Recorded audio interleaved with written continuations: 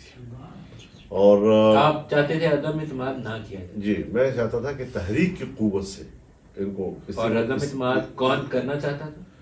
عدم اعتماد کی تحریک پیپلز پارٹی چلا رہی تھی، اور پیپلز پارٹی کے حوالے سے میں اگر آپ کو صرف اتنی بات کہہ دوں کہ میرے پاس خود جنرل فیض حمید صاحب آئے تھے، اور انہوں نے مجھے کہا تھا کہ ود ان دا سسٹم آپ جو کرنا چاہیں ہمیں اس پہ اعتراض نہیں ہوگا، لیکن آؤٹ آف دا سسٹم نہیں۔ تو ود ان دا سسٹم سے مراد تو پھر اسمبلیوں کے اندر اسمبلیوں کے اندر تو میں نے انکار کر دیا تھا جی۔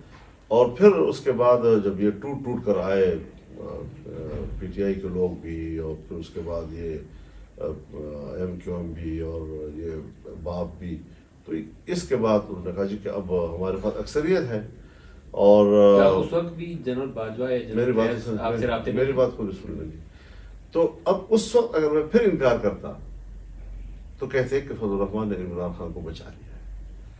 تو یہ وہ چیزیں تھی کہ میں صرف اس لیے آپ کے سامنے ذکر کرنا چاہتا ہوں کہ تاریخ کے اوراق پر حقائق تو کسی وقت تو آئے نہیں۔ کیا اس وقت جنرل باجوہ اور جنرل فیض آپ سے رابطے میں تھے جب یہ لوگ ٹوٹ کے پی ٹی آئی سے اور ایم کیو ایم اور باپ پارٹی ادھر آ چکے؟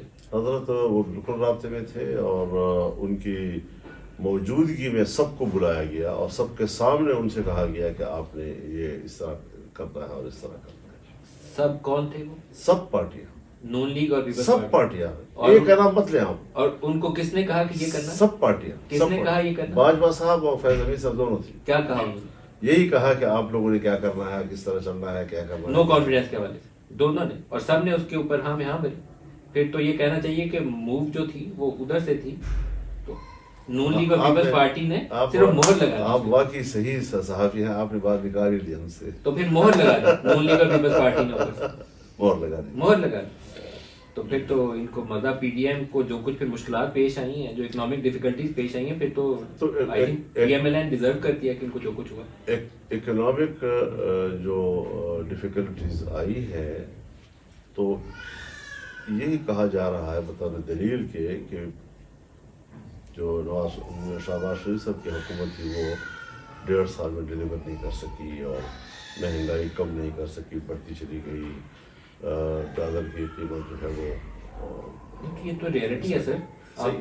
آپ کو ایسا نہیں لگتا؟ لیکن میرا جو مقدمہ ہے وہ یہ ہے کہ پھر اس کا اثر تو پنجاب میں ہونا چاہیے تھا، پھر اس کا اثر